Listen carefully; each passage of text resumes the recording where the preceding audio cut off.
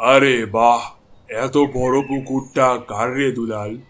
আমি তো আগে কখনো খেয়াল করিনি। জমিদার বাবু, এটা হলো আমাদের ওই যে সুমনের ছেলে মন্টু আছে না, এই মন্টুর পুকুর এটা। কি, এত বড় পুকুর দিয়ে কি করে ও শুনি? এই গ্রামে এত বড় পুকুর থাকতে আমি মাছ চাষ করতে পুকুর পাই না? তাহলে জমিদার বাবু, আপনি যদি বলেন তাহলে মন্টুর সাথে কথা বলি। হ্যাঁ হ্যাঁ, তুই আজই কথা বল। আমার যে করেই হোক এই পুকুরটা লাগবেই। আমি এইখানে বড় বড় মাছ চাষ করব। ঠিক আছে জমিদার বাবু, আমি আজ দুপুরেই মন্টুর সাথে কথা বলছি।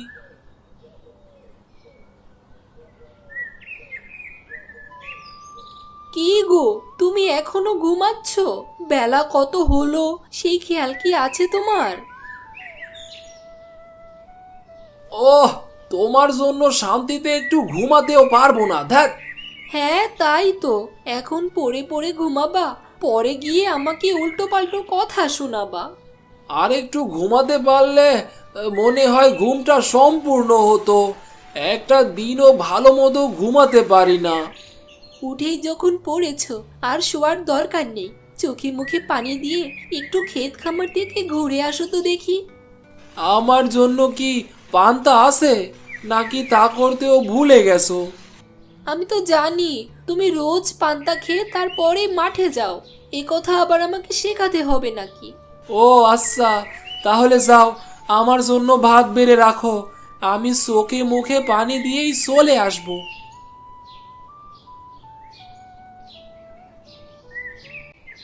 এই নে নে, খা খা খা, হা হা হা হা হা।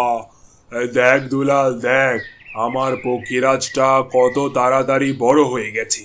জমিদার বাবু, সবাই যদি আপনার মতো পশু পাখির প্রেমে পড়তো। সবাই কি আর চাইলেই সব কিছু করতে পারে রে?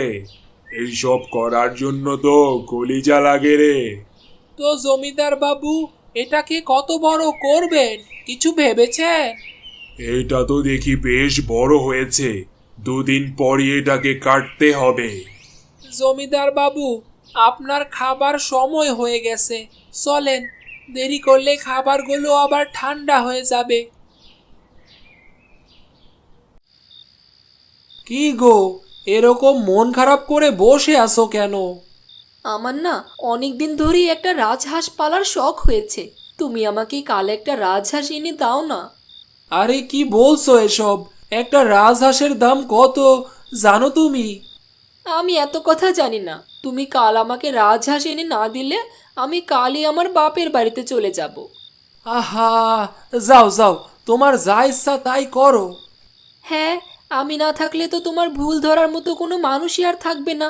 তখন সারাদিন শুধু পড়ে পড়ে ঘুমিও। এই তো সুযোগ, এবার হাঁসটাকে মুক্ত করা যাবে। যা যা, যেদিকে দু চোখ যায় তুই চলে যা। আমি তোকে আমার চোখের সামনে জবাই হতে দেখতে পারবো না। তার থেকে ভালো তুই চলে যা।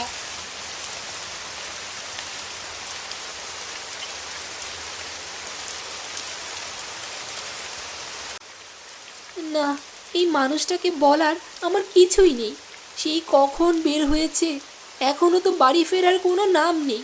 এই বৃষ্টি বাদলার মধ্যে কোথায় যে কি করছে কে জানে।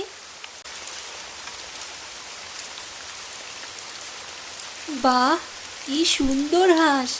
আজ বোধহয় আমার মনের আশা পূরণ হলো গো।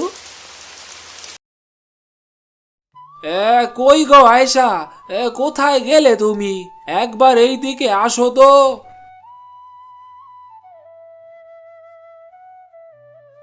তুমি এই দিকে? আর আমি ভাবছিলাম কোথায় গেলে। একটু পুকুর পাড়ে গিয়েছিলাম, থালা বাসনগুলো ধুয়ে নিয়ে আসলাম, আর এই হাঁসটাকে কিছু খাবার খাওয়ালাম। আয়সা, তোমার সাথে একটা জরুরি কথা ছিল। বলো দেখি, কি তোমার জরুরি কথা? বলছিলাম, এত বড় হাঁস দিয়ে তুমি কি করবে? তার চেয়ে বরং চলো এখন এটাকে বিক্রি করে দেই। বেশ ভালো দাম পাওয়া যাবে। এ এ তুমি কি বললে? আমি ওকে আমার সন্তানের মতো পালি, আমি ওকে বিক্রি করতে পারবো না। দেখো আয়েশা, এই অভাবের সংসারে ওকে রেখে খাওয়ানোটা অনেক কষ্ট, তাই বলছিলাম আর কি।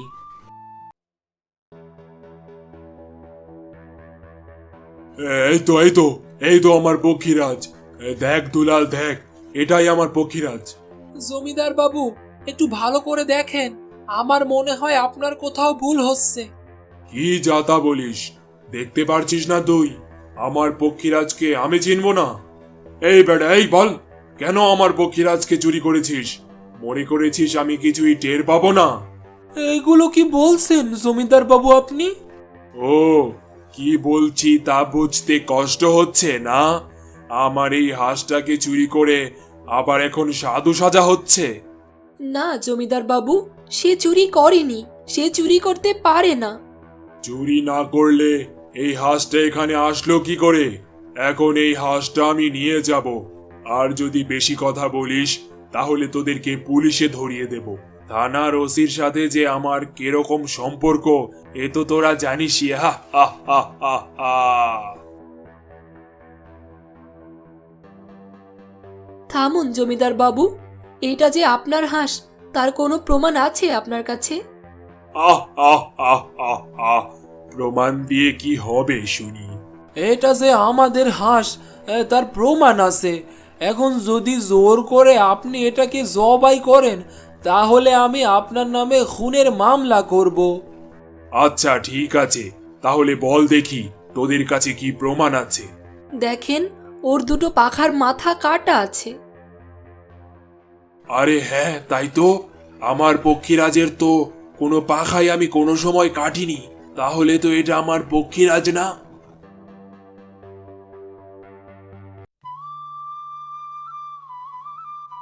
কাকা, তোমাকে যে কি বলে ধন্যবাদ জানাবো। ধন্যবাদ জানানোর দরকার নাই রে মা, ওকে একটু যত্ন করে রাখিস। আর একটা কথা, কোনোভাবেই যেন জমিদার বাবু এটা জানতে না পারে।